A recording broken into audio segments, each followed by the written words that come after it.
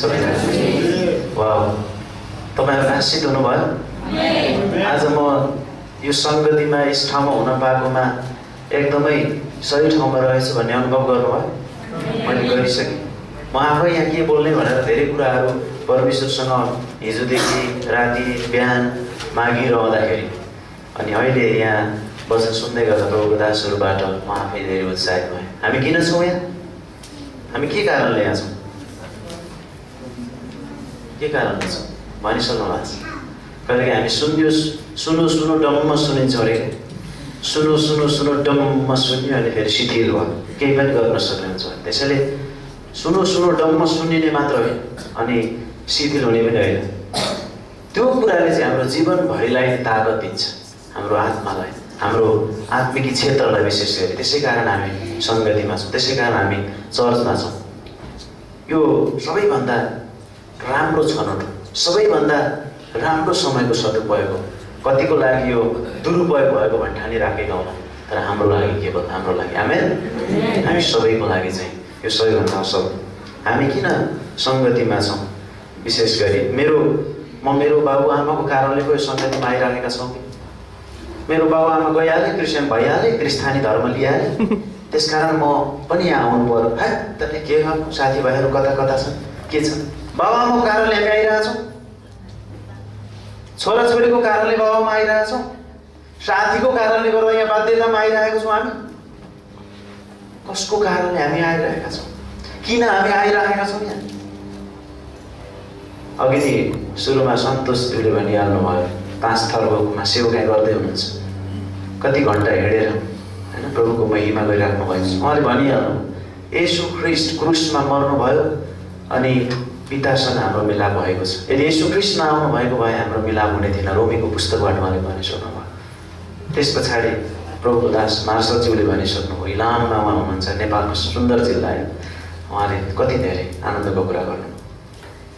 हामी समस्यामा छौँ, हामी फिक्रीमा छौँ, हामी थुप्रै कुरामा छौँ, तर हामी कहीँ जाँदैनौँ। हामी येशू ख्रिस्टमा आउँछौँ, येशू ख्रिस्टमा छ त्यो सबै कुरा, येशू ख्रिस्टमा छ। हामी समस्या भयो भने येशू ख्रिस्टमा आयो भने समस्याको समाधान भइहाल्छ, अघि नै जादु जस्तो हुन्छ भने होइन, तर उहाँमा समस्या हुँदा हुँदैन त्यो आनन्द छ, त्यो सन्तुष्टि छ। त्यसकारण उहाँले धेरै कुरालाई समेटेर बताइसक्नु भएको छ। हामी सङ्गतिमा, हामी मण्डलीमा, हाम्रो आफन्तको कारण, हाम्रो बाबुआमाको कारण, हाम्रो साथीभाइको कारण हामी सङ्गतिमा आइरहेका छैनौँ, आराधना गरिरहेका छैनौँ, तर व्यक्तिगत रूपमा हाम्रो परमेश्वरसँग सम्बन्ध भएको कारणले गर्दा हामी छौँ। हामी के कारणले हामी छौँ अरे? व्यक्तिगत रूपमा तपाईँ र मेरो मात्रै भयो भनेर भएन, तपाईँ एकजनाको मात्रै होइन, तपाईँ प्रत्येक र मेरो व्यक्तिगत सम्बन्ध परमेश्वरसँग भएको कारणले गर्दाखेरि तपाईँ र म यो सङ्गतिमा छौँ। आमेन। र जति सङ्गतिमा तपाईँहरूमा आउँछौँ, भेला हुन्छौँ अनि हामी सिक्छौँ, एकअर्काबाट उत्साहित हुन्छौँ, उत्साह दिन्छौँ, हाम्रो सम्बन्ध परमेश्वरसँग र एकअर्कासँग प्रगाढ हुन्छ। हामी बलियो हुँदै जान्छौँ। अघिल्लो हप्ताहरूमा होइन, बलियोसँग पक्रिराख भनेर हामीले सुनेका थियौँ। त्यसैले प्रिय, जब हामी सङ्गतिमा हुँदैनौँ तब दाउरा बलिरहेको त्यो थुप्रोबाट त्यो होइन पर सारे जस्तै हुन्छ हाम्रो जीवन। राप आउँदैन हाम्रो जीवनबाट, ताप आउँदैन हाम्रो जीवनबाट, तर धुवा पो आउन थाल्छ। आँखा पोल्ने होइन, धुवाले के गर्छ? आँखा पोल्छ नि। जब छुट्याइन्छ बलिरहेको अगुल्ठो पनि, त्यो काठको टुक्रा पनि धुवाउन थाल्छ, त्यसले अरूलाई पनि हुँदैन। त्यस्तै हुन्छ हाम्रो सङ्गतिबाट टाढा हुँदाखेरि। अनि संसारले पनि हामीलाई पोल्न थाल्छ, हाम्रो जीवन पनि अरूलाई पोल्न थाल्छ, आँसु आउन थाल्छ, बिजाउन थाल्छ प्रियहरू। तर जब हामी सङ्गतिमा ती दाउराहरू जोडिन्छौँ, एक हुन्छौँ, तब त्यहाँ राप आउँछ, ताप आउँछ, त्यसले अर्थ राख्छ, अर्को एउटा चिजलाई त्यहाँ बदल्छ। एउटा जिउँदो मान्छे हाल्यो भने लास बनाइदिन्छ होइन, काँचो चिज हाल्यो भने पकाइदिन्छ, त्यसले परिवर्तन गर्छ। त्यस कारण प्रिय, सङ्गतिले चाहिँ त्यो कुरा ल्याउँदछ। यो भेलाले चाहिँ त्यो कुरा, चर्च आउनुको उद्देश्य त्यो। यहाँ हामी मान्छेले कसले के गर्यो, कसले के भन्यो भन्नेसँग सरोकार छैन, परमेश्वरको महिमा गर्न आएका छौँ। आमेन, हालेलुया। थकाइ लागेको छ, हात तन्काओस्, अझै सुन्नुपर्छ आधी घन्टा, किनभने हामीले 8 बजी सङ्गति सुरु गर्ने भन्यौँ, किनभने जाडो महिनामा हामीले 8:30 गरिरहेका थियौँ, गरिमा 8 हो। त्यस पछाडि 8 भनौँ, 8:15 ल्याउँ, 8:15बाट फेरि अर्को हप्तातिर जाँदा 8मा ल्याउँ भनिरहेको थियौँ, तर आज हामी कतिवटा कुराले गर्दाखेरि 8:30 नै पुगेका छौँ। त्यसकारण अझै हामीसँग 35 मिनट टाइम छ। 1.5 घन्टा त सङ्गति गर्नु पऱ्यो, किनभने 2-3 घन्टा हामी सङ्गति गरिरहेका छैनौँ, 1.5 घन्टा गरिरहेका छौँ। त्यसकारण 1.5 घन्टासम्म प्रभुले हामीलाई यहाँ स्थिर भएर बस्न सुन्न ल्याउनु भएको छ। हामी कोबाट सुन्छौँ होइन? थुप्रै हामी त्योभन्दा अगाडि म केही कुरा बताउन चाहन्छु। हाम्रो बिचमा धेरै वर्ष अगाडि प्रभुमा जानुभयो, सङ्गतिहरू गर्नुभयो, तर प्रभु यीशु ख्रीष्टलाई व्यक्तिगत प्रभु र मुक्तिदाता भनेर स्वीकार गर्नु भएन, बप्तिस्मा पनि लिनुभएको थिएन, अनि पछि ठाउँ पनि सर्नु पर्यो, अनि सरिसके पछाडि सङ्गति जान पनि थाल्नु भएन, पाउनु भएन विभिन्न कारणले। अनि त्यतिकै बस्नु भएको थियो। उहाँको छोरा चाहिँ जबको लागि सिन्धुलीमा हुनुहुन्थ्यो, माडीमा, अनि त्यहाँ होटलमा कुक गर्नुहुन्थ्यो। उहाँको नाम चाहिँ अभिषेक हो। अनि उहाँले चाहिँ हाम्रो विक्रम भाइ मिसनरी भाइलाई भेट्नुभयो, त्यहाँ भेटेर उहाँले फलोअप गर्नुभयो, सुसमाचार सुनाउनु भयो। उहाँले यीशु ख्रीष्टलाई मुक्तिदाता भनेर ग्रहण गर्नुभयो र उहाँ हुर्कँदै हुनुहुन्छ सिन्धुली माडीमा 2 नम्बर बजारमा। अनि उहाँले भन्नुभयो मेरो मम्मीहरूलाई पनि भेट्नुहोस् गएर भन्नुभयो। अनि अस्ति हामी विक्रम भाइ आउनुभएको थियो, अनि हामी गयौँ र त्यो परिवार आज यहाँ हुनुहुन्छ। एकचोटि उठिदिनुहोस् न तपाईँहरू ल। उहाँको आमा हुनुहुन्छ, अनि उहाँको दिदी हुनुहुन्छ, अनि दिदीको सानो छोरा पनि हुनुहुन्छ सहयोग शर्मिला, अनि के अरे बहिनीको नाम स्वस्तिका। अनि हुन्छ बसिदिनुहोस्। उहाँहरूलाई हामी ताली बजाएर परमेश्वरले उहाँहरूलाई प्रेम गर्नुहुन्छ। उहाँहरूले सङ्गति पाउनु भएको थियो, अनि नजिक भएर गइराख्नु भएको थियो। थुप्रै कुराहरूमा आशिष पाएको अनुभव पनि गर्दै हुनुहुन्थ्यो, तर बिचमा सङ्गति टुटायो विभिन्न कारण परिस्थितिले। शैतान त्यो चाहँदैन थियो, तर फेरि उहाँहरूलाई परमेश्वरले प्रेम गर्नुभएको कारण यहाँसम्म आउनुभएको छ। उहाँलाई परमेश्वरले आशिष दिनुभएको होस्। त्यसै गरी हाम्रो बिचमा अरू यहाँ दिदी दाईहरू पनि सङ्गतिमा हुनुहुन्छ। अनि त्यसै गरी हाम्रो बहिनी इन्डियाबाट आउनुभएको छ, कमला बहिनी, उहाँको मम्मी पनि हुनुहुन्छ, हामी प्रार्थना गरिदिउँ। त्यसै गरी हाम्रो बुवा अनि आमा पनि खोटाङमा जानुभएको थियो 2-3 महिना उता, फेरि आज सङ्गतिमा आउनुभएको छ। हामी कतिजना यसरी आज भेला हुन फेरिसकेका छौँ, प्रभुलाई धन्यवाद होस्। र कतिजना फेरि आज आउन सक्नु भएको छैन, उहाँहरू विभिन्न काममा जानुभएको छ, काहीँ के परिरहेको छ, कसैको इक्जाम परिरहेको छ। जे होस् प्रभु हाम्रो साथमा हुनुहुन्छ, उहाँहरूको साथमा पनि परमेश्वरले उहाँलाई सहायता गर्नुभएको होस् भनेर हामी प्रार्थना गर्नेछौँ। र आजको दिन विशेष म तपाईँहरूको बिचमा परमेश्वरको वचनबाट केही कुरा बताउन गइराखेको छु। धेरै मानिसहरू परमेश्वरबाट सुन्दैनन्, तर नेताहरूबाट सुन्छन् होइन। अहिले नेताहरूले अब के भन्छन्, अब एकता हुन्छ हुँदैन, पार्टी एकता अब के हुन्छ, बिहानै रेडियो खोल्छन्, FM खोल्छन्, फेसबुक खोल्छन्, के खोल्छन्, देशको परिस्थिति कहाँ के, अनि यसरी मानिसहरूबाट सुन्छन्। धेरै मानिसहरूबाट नेताहरूबाट सुन्छन्, कलाकारहरूबाट सुन्छन्। कुन चाहिँ फिल्म आयो, कुन चाहिँ कलाकार अलि माथि गयो, कुन चाहिँ कलाकारको वर्ष अलि तल झर्यो होइन, कलाकारहरूबाट सुन्छन् धेरै मान्छेहरूले परिस्थितिहरू कहाँ के भइरहेको छ त्यो कुराहरू सुन्न चाहन्छन्। अरू धेरै कुराहरू छन्। अनि तर वास्तवमा हामीले कोबाट सुन्न आवश्यकता छ त? विशेष गरी पुलपिटबाट परमेश्वरको वचन आउँदछ, अनि पुलपिटबाट परमेश्वरको मानिसहरू बोल्दछन्। परमेश्वर हामीसँग बोल्न चाहनुहुन्छ, चाहिराख्नु भएको हुन्छ। हामीले परमेश्वरबाट सुन्नु आवश्यकता छ। उपदेशकको पुस्तकबाट म केही कुरा तपाईँलाई बताउँदैछु आज। अनि उपदेशकका लेखक चाहिँ एकजना इजरायलका राजा दाउद राजाका छोरा थिए। दाउद राजाका छोरा सोलोमन थिए। अनि सोलोमनले यो कुरा भन्दैछन्, एउटा 16 वर्षको एउटा ठिटो व्यक्तिलाई परमेश्वरको साँच्चै नै परमेश्वरको कुरा, परमेश्वरको काम, परमेश्वरको साँच्चै नै वचनबाट उनले कुरा गर्न खोज्छन्। हुँदाहुँदै उनीसँग थुप्रै अनुभव छ। उनले जवान अवस्थामा अनि परमेश्वरको वचनहरू लेखेका छन्। त्यस पछाडि अद्वैष्य अवस्थामा अनि अब वृद्ध अवस्थासम्म उनी पुगेका छन्। अनि त्यो कुराहरू उनसँग अनुभव छ। र उनले उपदेशकको पुस्तकमा हेर्दाखेरि त्यहाँनिर 5वटा शब्द बारम्बार भनेका छन्। उनले 5वटा शब्द चाहिँ बारम्बार के भनेका छन् भने, यो उपदेशकमा चाहिँ दोहोरिएको शब्दहरू चाहिँ परिश्रम व्यर्थ हो, मानिस पनि व्यर्थ हो। परिश्रम पनि व्यर्थ हो, मानिस पनि व्यर्थ हो।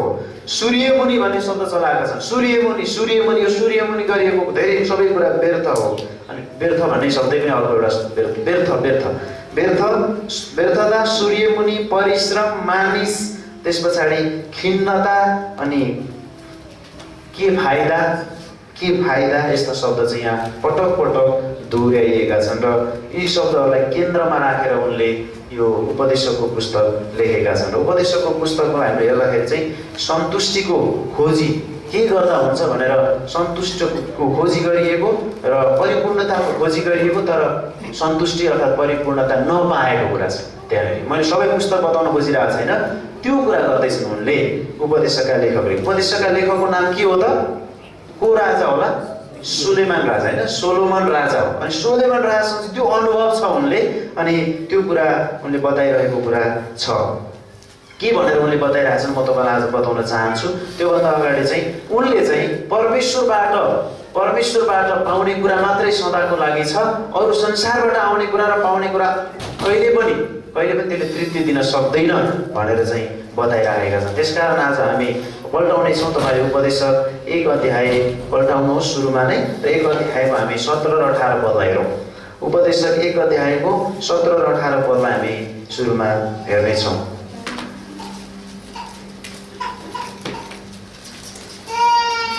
अनि मैले बुद्धि जान्नलाई साथै पागलपन र मूर्खता के हुन् सो बुझ्नलाई आफ्नो मन लगाएँ।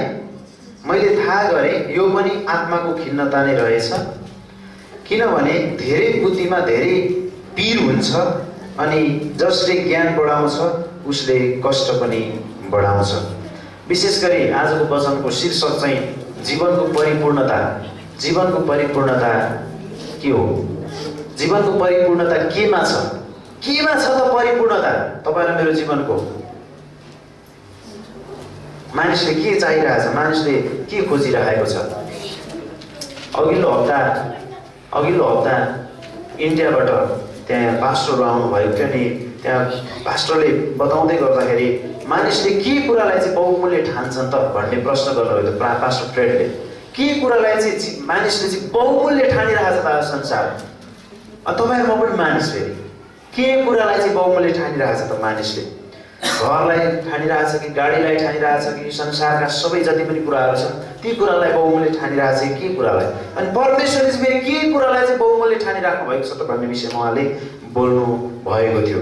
एउटा पनि मानिस परमेश्वर मरेको चाहनुहुन्न, परमेश्वर विहीन भएको चाहनुहुन्न, नरक गएको चाहनुहुन्न। त्यसै कारण परमेश्वरले के कुरालाई बहुमूल्य ठानिराख्नु भएको छ, मानिसले के कुरालाई बहुमूल्य ठानिरहेको छ भन्ने विषयमा उहाँले बोल्नु भएको थियो। त्यसैले आज उपदेशकका लेखकले के भन्दैछन् त? यत्रो राजाका छोरा होइन, उहाँ पनि फेरि राजा नै, उहाँले के बताउन खोजिरहेका छन् त?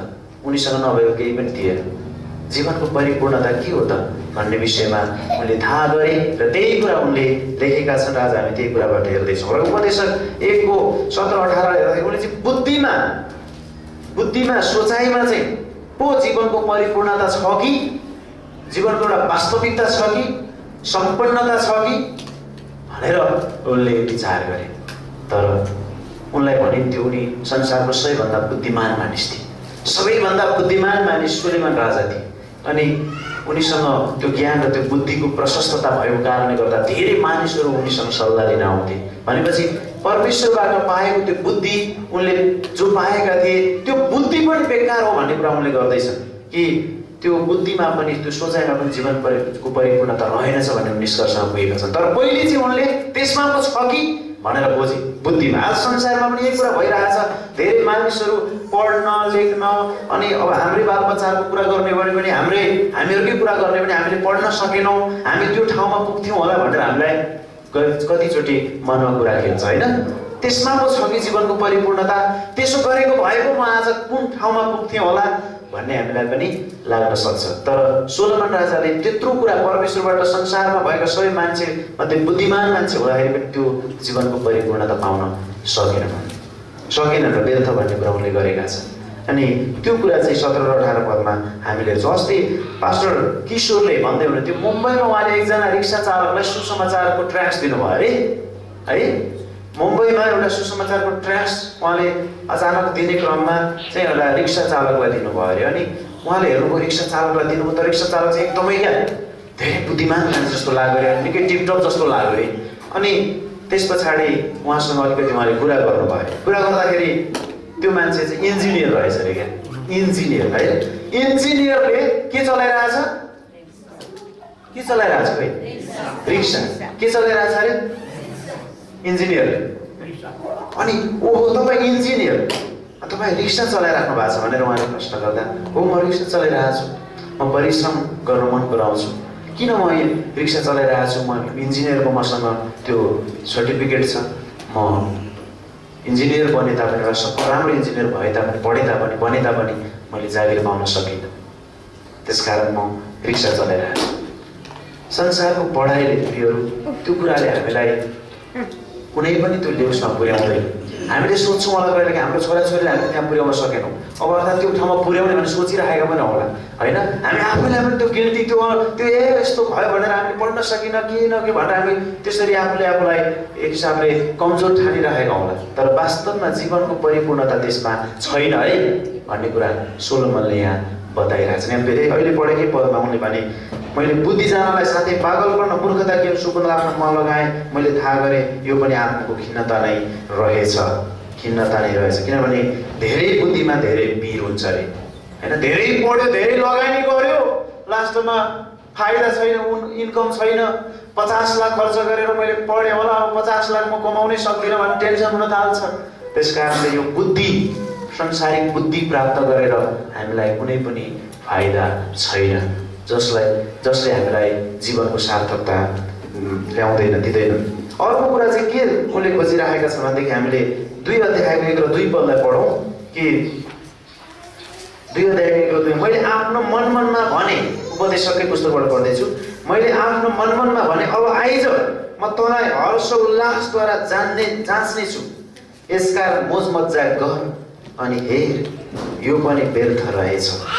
मैले हाँसोको विषयमा भने यो पागलपन हो अनि हर्ष उल्लासको विषयमा भने यसले के काम गर्छ। र उनले हर्षोल्लासमा, हाँसोमा, मजमज्जामा पो जीवनको पूर्णता, जीवनको अर्थ छ होला कि भनेर उनले विचार गरे, तर यो पनि व्यर्थ रहेछ।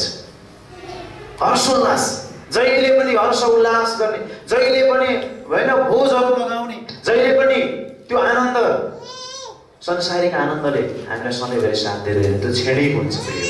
उपदेशकले अर्थात् सोलोमनले यो कुरा धेरै गरे, दिनौँ उनको घरमा मोज मजा भयो, दिनौँ उनको घरमा त्यो कुराहरू भएको छ, मानिसहरूलाई बोलाउने उत्सवहरू भयो, तर पनि त्यो कुराले उनलाई खिन्नता नै ल्यायो, त्यसमा पनि उनले जीवनको परिपूर्णता पाएन। 2 को 3 पदलाई हेर्छौँ भने यहाँ अर्को कुरा लेखेको छ, आदमका सन्तानहरूका निम्ति कुन चाहिँ कुरा असल हो जो तिनीहरूले यस आकाशमा आफ्नो जीवनका सबै दिनहरूभरि गरून्, सो कुरा नदेखुन्जेल मैले आफ्नो हृदय बुद्धिले डोर्याउँदै दाग मध्येले आफूलाई कसरी प्रसन्न तुल्याउँ र मूर्खता कसरी पक्रौँ भने मैले आफ्नो हृदयमा खोज तलास गरेँ। अब दाग मध्येको कुरा छ, अब दाग मध्य खाउँ।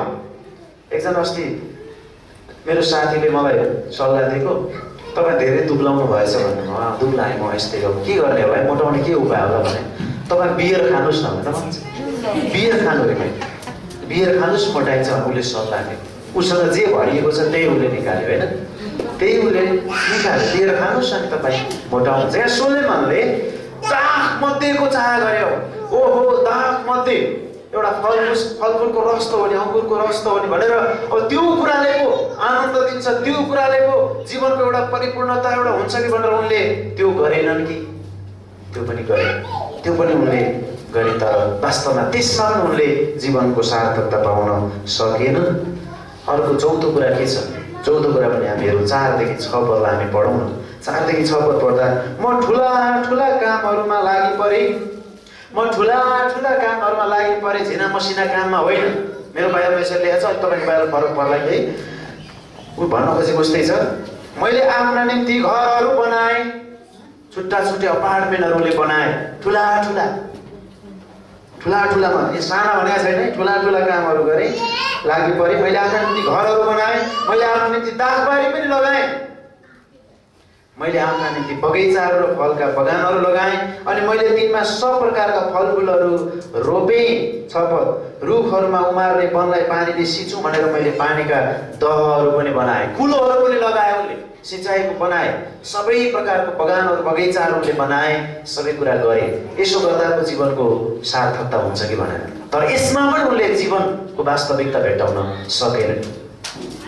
प्रियहरू, हामी यस्तो भएको हुन्छ कि एउटा घर बनाउन पाएँ भने त म एउटा सफल मान्छे बन्छु, एउटा गाडी किन्न पाएँ भने म सफल मान्छे बन्छु, एउटा मेरो छुट्टै बन्दोबस्त भयो भने काठमाडौँमा त्यो पनि अझै होइन, अर्थात् मेरो अब त प्रादेशिक होइन यो सङ्घीयतामा गएको छ, त्यसमा एउटा प्रदेशमा म 3 नम्बर प्रदेशमा छु भने, एउटा 4 नम्बरमा छु भने त्यो ठाउँमा मेरो एउटा होस् भनेर हामीले यस्तो चाहना गऱ्यौँ भने तापनि त्यो कुराले पनि तपाईँ र मलाई जीवनको एउटा वास्तविकता, एउटा जीवनको एउटा सार्थकता डोर्याउँदैन, त्यो कुराले पनि हामीलाई पुग्दैन, त्यो पनि व्यर्थ छ।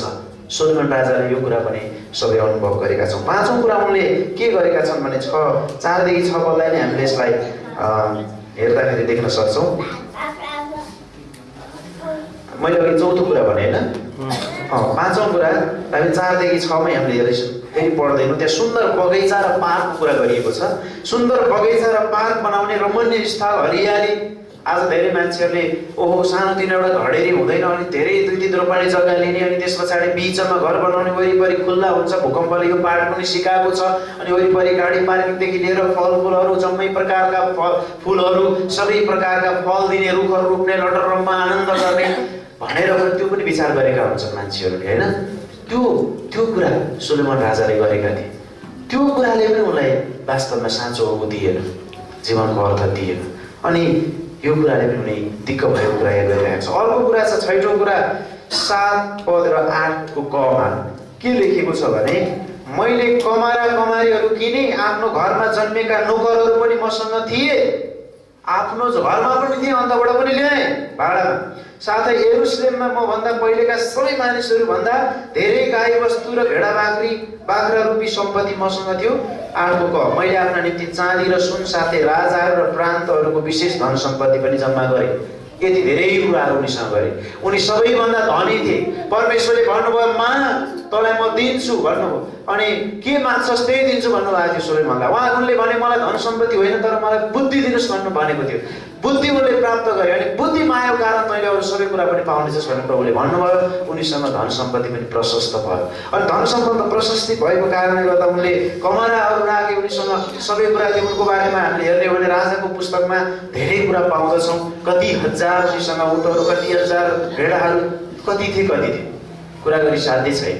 अब यो व्यक्तिले यो धन सम्पत्ति प्रशस्त हुँदाहुँदै पनि उनले त्यहाँनिर जीवनको एउटा वास्तविकता, जीवनको एउटा सही अर्थ भेटाउन सकेन। त्यो पनि व्यर्थ रहेछ, त्यो पनि खिन्नता रहेछ, त्यो सूर्यमुनि केही होइन रहेछ भन्ने कुरा उनले अनुभव गरेको कुरा हामी देख्न सक्छौँ। अर्को हामीले 6औं कुरा हेर्छौँ भनेदेखि यहाँ 6औं कुरालाई पनि हामी हेर्न सक्छौँ कि जुन कुरा चाहिँ हामी 8 को ख पदमा 2 को 8 को ख पदमा देख्छौँ। यहाँ यसरी लेखेको छ कि मैले आफ्नो निम्ति गायकहरू र गायिकाहरू साथै मानिसका सन्तानलाई सुख दिने कुराहरू सबै प्रकारका बाजाहरूको पनि प्रबन्ध गरेँ। अब आनन्दसँग धुनमा कतिचोटि मानिसहरू धेरै कुराबाट होइन, अब धेरै कुरा भयो, धेरै तनावबाट कहाँ जाने गर्छन्? डान्स बारतिर जाने गर्दछन्, अनि लोकदोहोरी साँझतिर जाने गर्दछन्। त्यतातिरको जीवनको अर्थ छ कि भनेर बोल्न जाँदछन्, अनि त्यहाँ आनन्दले खाने पिउने सुन्ने गर्दछन्। सुन्ने मात्रै कहाँ हो र सँगसँगै नाच्न पनि थालेको देख्न सक्छौँ होइन। त्यताको छ कि जीवनको एउटा रमाइलो, जीवनको एउटा आनन्द, जीवनको एउटा वास्तविकता भनेर मान्छेहरू धाइराखेका छन्। तर त्यो सोलोमनले गरे, त्यसबाट पनि उनलाई कुनै पनि उनीसँग उनले नल्याएको नजोडेको कुनै पनि वाद्य यन्त्रहरू थिएन। सबै प्रकारका साङ्गीतिक म्युजिकल इन्स्ट्रुमेन्टहरू उनीसँग थियो, अनि गायकहरू थिए। तर जसले आधुनिक गायो होला, कसैले लोक गायो होला, कसैले के गायो होला, जुनसुकै गायकका पनि रक पप जेसुकै गायक उनलाई आनन्द दिन सकेन। प्रिय सङ्गीतले पनि त्यो गर्न सकेन। अर्को कुरा पनि यहाँ उनले गरेका छन्, हामी हेर्न सक्छौँ कि 7देखि 10 पदमै हामी यहाँ देख्न सक्छौँ। विशेष गरी शारीरिक सम्बन्धको कुराहरू, यौनको कुराहरू, चाहना, तीव्र चाहना गरेर उनले यो श्रीमतीहरू जम्मा गर्ने काम गरेका छन्। कति थिए श्रीमती हामीले सुनिरहेका छौँ? 700 जना श्रीमती हो। ठिकै हो, म ठिक भन्दैछु कि म बोलिरहेको छु एक्लै? कतिजना थिए सोलोमनको श्रीमतीहरू? 700 जना। 300 जना के थिए अरे? उपपत्नी पनि थिए। 1000 जना एउटा मान्छेको निम्ति। ओहो, अब यस्तो धेरैजना बिहा गरे भने पो राम्रो हुन्छ कि रमाइलो हुन्छ कि आनन्द हुन्छ कि भनेर उनले त्यो कुरा पनि गरे। अहिले धेरैचोटि श्रीमान श्रीमतीहरू याद गर्नुहोस्, योभन्दा अर्को एउटा बिहा गर्न पाएदेखि राम्रो हुन्थ्यो कि भन्ने विचार नगर्नु होला। सोलोमनलाई 1000वटा ल्याउँदा पनि पुगेन, 1000वटा हुँदा पनि उनलाई सन्तुष्टि भएको छैन। श्रीमतीहरू पनि मेरो श्रीमान भन्दा अर्को श्रीमानले राम्रो गेले त मलाई खालि यस्तो गर्छ भन्ने बेलामा एउटा साडी पनि किनिदिँदैन। घडीको कुरा त परै जाओस्, गहनाको कुरा त परै जाओस्, होइन। सोलोमनले धेरै फेरे तर पनि भएन, फेर हुँदैन। खोलापारीको घाँस भने जस्तै खोलापारी हरियो देखिन्छ वारीबाट, अनि पाएको यताभन्दा त्यता छिटो हुन्छ होला, त्यता छिटो भारी पुग्छ होला, त्यता छिटो वस्तु उगाउँछ होला भनेर हामी गोठालो गर्नेहरूलाई त्यतातिर गयो, घाँस काट्नेहरू त्यतातिरको राम्रो हरियो देखेर गयो। खोलापारी पुग्दाखेरि त्यहाँ झन् सानो छोटो केही पनि देख्दैन, त्यहाँबाट वारीकै पो राम्रो देखिन्छ। वारीपट्टि पो लामो लामो घाँस, फेरि त्यतै लग्यो भने पो बाख्रा वस्तु उगाउँछ अथवा त्यतै पो छिटो भारी पुग्छ जस्तो देखिन्छ, किनभने उता गएपछि यताको राम्रो देखिन्छ। त्यसैले यो कहिले पनि सन्तुष्टि भन्ने कुरा हुँदैन। त्यसैले सोलोमन राजाले यो कुरालाई पनि अनुभव गरे। अब हामीले त्यो कुराको ट्राई गरिरहनु पर्दैन संसारमा। मैले आज बताउन खोजिरहेको कुरा, यी सबै कुराको ट्राई गर्नको लागि संसारमा हामी छैनौँ। संसारका मान्छेहरू गर्दैछन् अहिले पनि, तर हामी त्यो भवसागरबाट माथि आइसकेका छौँ। कुनै पनि कुराले हामीलाई तृप्ति दिन सक्दैन येशू ख्रीष्ट बाहेक। आमेन। परमेश्वर हाम्रो साथमा हुनुहुन्छ।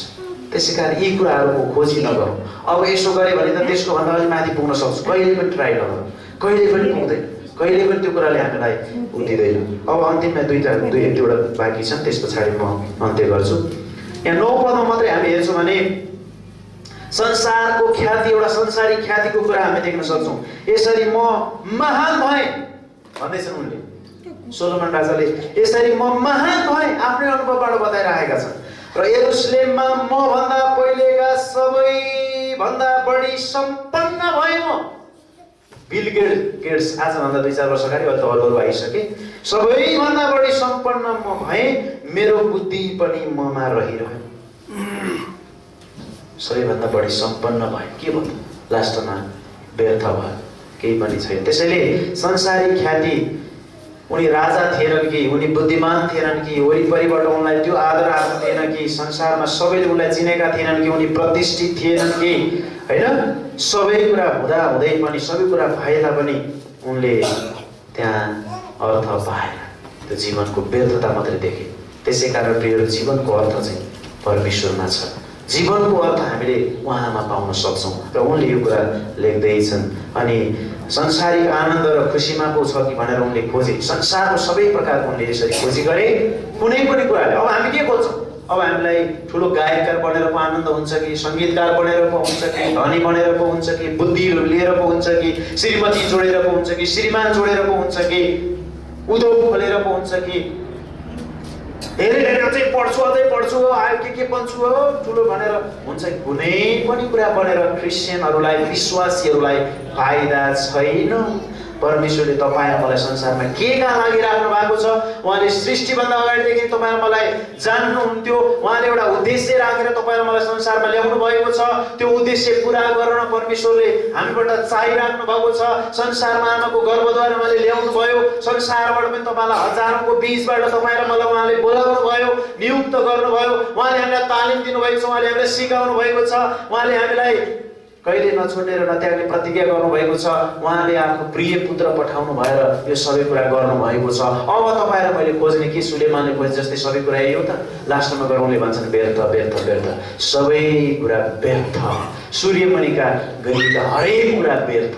अब उनले यो कुरा हामीलाई सिकाइरहँदाखेरि, संसारको बुद्धिमान मानिसले, परमेश्वरको व्यक्तिले यो कुरा हामीलाई वचनद्वारा बताइरहँदाखेरि हामी चाहिँ के खोजिरहेका छौँ? हामीलाई अब कुनै पनि कुराले तृप्ति दिन सक्दैन, तृप्ति मिल्न सक्दैन। हामीलाई मात्रै येशू ख्रीष्ट चाहिन्छ। त्यसै कारण येशू ख्रीष्टको सङ्गतिमा, येशू ख्रीष्टको महिमा गर्ने कुरामा, येशू ख्रीष्टलाई प्रचार गर्ने विषयमा, येशू ख्रीष्ट बिना मानिसहरू संसारमा आज कति भौतारिरहेका छन्, कति छटपटिरहेका छन्, जबकि उनीहरूलाई त्यो कुरा थाहा छैन। तपाईँ र मलाई त्यो कुरा थाहा छ। तपाईँ र म बेहोसीमा छैनौँ, होसमा छौँ। अब ती मानिसहरूलाई हामीले बेहोसीपनाबाट होसमा ल्याउनु परेको छ र गएर भन्नु परेको छ परमेश्वर जस्तो अरू कोही छैन। तपाईँलाई परमेश्वरले प्रेम गर्नुहुन्छ, उहाँमा तपाईँले जीवनको सार्थकता, जीवनको अर्थ भेट्टाउनुहुन्छ। आज तपाईँ व्यर्थतामा जिइराख्नु भएको छ। यी संसारका जति सुकै भए पनि कुराले तपाईँलाई तृप्ति दिन सक्दैन। तपाईँ र मैले प्रचार गर्न आवश्यकता छ कि तपाईँ र म नै ओहो म पनि अलिकति अगाडि जान पाएँ, अलिकति यस्तै गर्न पाएँ, अलिक सफल व्यक्ति भन्न पाएँ, धेरैले मलाई पनि चिने हुन्थ्यो, ओहो यस्तै मात्रै प्रकारको तपाईँ र मेरो ध्यान छ, त्यो ध्येय छ, त्यो लक्ष्य छ। प्रियहरू, हामीसँग जेसुकै लक्ष्य भए तापनि त्यसले हामीलाई जीवनको एउटा सार्थकता दिँदैन। त्यसैले हामीले परमेश्वरलाई चिनेका छौँ, हामीले परमेश्वरलाई पाएका छौँ। अरू केही पदहरू हामीले हेर्नु पर्दाखेरि यहाँनिर एक दुईवटा पद मात्रै म जोड्न चाहन्छु अन्तबाट पनि, कि यहाँ यसरी लेखिएको छ। भजन सङ्ग्रहबाट म बताउँदैछु तपाईँलाई। भजन सङ्ग्रह 39को 5 र 6 पद पढ्दैछु म तपाईँको बिचमा। भजन सङ्ग्रह 39को 5 र 6 पद मेरो बाइबलमा यसरी लेखेको छ, हेर्नुहोस् तपाईँले मेरो आयु बित्ताभरिको बनाउनु भएको छ। एक बित्ता, कहिलेकाहीँ हामीलाई हाम्रो आयु लाग्छ कति लामो त्यो एउटा टेपमा कति हुन्छ, टेप भन्छ के भन्छ, त्यसमा भएभरको भन्दा पनि लामो लाग्ला, कहिले कति लाग्ला। एक बित्ताभरिको छ अरे हाम्रो आयु, एक बित्ता, होइन, बित्ताभरिको बनाउनु भएको छ। अनि तपाईँको सामु मेरो उमेर केही पनि होइन। साँच्चै नै हरेक मानिस जति नै उत्तम अवस्थामा किन नहोस्, ऊ बिल्कुल व्यर्थ हो। आमेन आमेन। उत्तम अवस्थामा किन नहोस्, ऊ खत्तम हुन्छ। हरेक मानिस उत्तम अवस्थामा किन नपुगोस्, उत्तम भनेको सबै कुरा छ क्या त्यहाँ, तर ऊ खत्तम हुन्छ, खत्तम हुने निश्चित छ, तर कहिले मात्रै अनिश्चित छ। त्यसकारण व्यर्थ हो किन नहोस्, ऊ बिल्कुल व्यर्थ हो। त्यसपछि 6 पदमा अझै मैले बताउन खोजेको कुरा छ, साँच्चै नै हरेक मानिस व्यर्थको प्रदर्शनमा हिँडुल गर्दछ। व्यर्थको प्रदर्शन, आज साडी लाएको छ, गहना पाँच हुन्याएको छ, तडक गरेको छ, एउटा ब्याग पनि यता फेरेको छ, उता हिल पनि लगाएको छ, अहिले चिप्लेर मर्ने पनि थाहा छैन, होइन। एकछिनै हामी पनि गर्छौँ नि, व्यर्थतामा हिँडुल गरिरहेछ। अनि गरेर नाचे। हिजो एउटा अस्ति हामी हस्टेलबाट आउँदै थियौँ, एउटा बिहामा भाषा पत्तै छ, मान्छे त्यत्तिकै हल्लिया छ, अघि पल्टीले पनि थाहा पत्ता गएको छैन, चप्पलको फिता खुस्किया पनि थाहा छैन।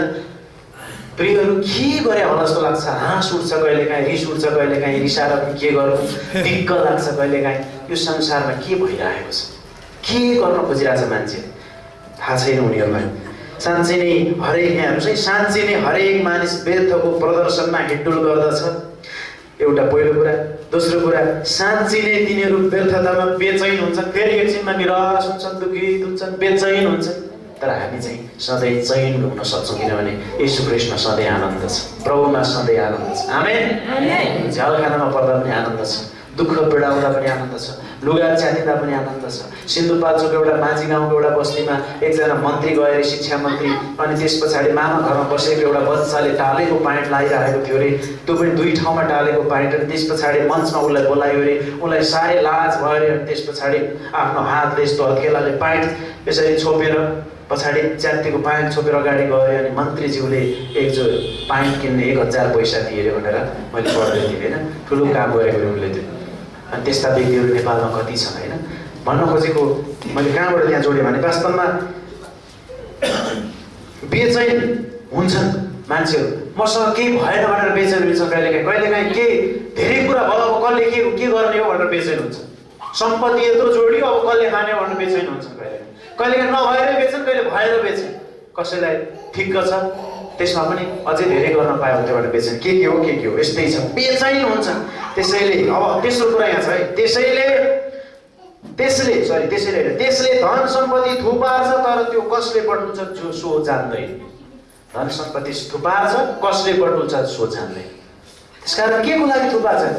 यहाँ भजनकाले यी चाहिँ फेरि सोलोमनका बुवा हुन्, आफ्नै बुवाले यहाँ भन्दैछ, सोलोमनका आफ्नै बाउले यहाँ भन्दैछ, उनले पनि व्यर्थ भन्दैछ।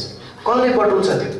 अनि उनले गएर भन्दैछ त्यो व्यर्थ छ सबै कुरा। त्यसैले प्रियहरू, वास्तविकता यो होइन हाम्रो निम्ति। हामीसँग जे छ त्यो कुरामा हामी आनन्द गर्छौँ। त्यसै कारण हितोपदेशमा हामीले ती सबै देख्छौँ, प्रभु मलाई गरिब बनाएर गाउँछ, हाम्रो दिनको मलाई रोटी दिनुहोस्, धनी पनि नबनाउनुहोस् भन्छन् सोलोमनले। फेरि गएर म बेइज्जत होला तपाईँको भन्ने हिसाबले त्यहाँ हुने कुराहरू छ। अर्को 1-2वटा पद पढेर अन्त गर्दैछु। धर्मी 16 पद, भजन सङ्ग्रह 37 को 16 पद पढ्दैछु। धर्मी जनको थोरै चिज नै धेरै दुष्टहरूको धन सम्पत्ति भन्दा उत्तम हो। आमेन। हामीसँग भएको 50 रुपैयाँ अरूसँग भएको 50 लाख भन्दा पनि बढी महत्त्वपूर्ण हो विश्वासीको चाहिँ।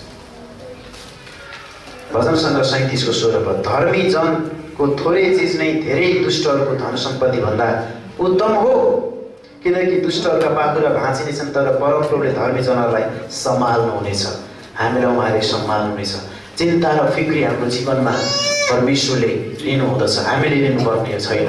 यसरी परमेश्वरले यहाँ बताइरहनु भएको छ, हामीलाई उत्साह दिइरहनु भएको छ उहाँको वचनद्वारा आफ्ना दासहरूबाट।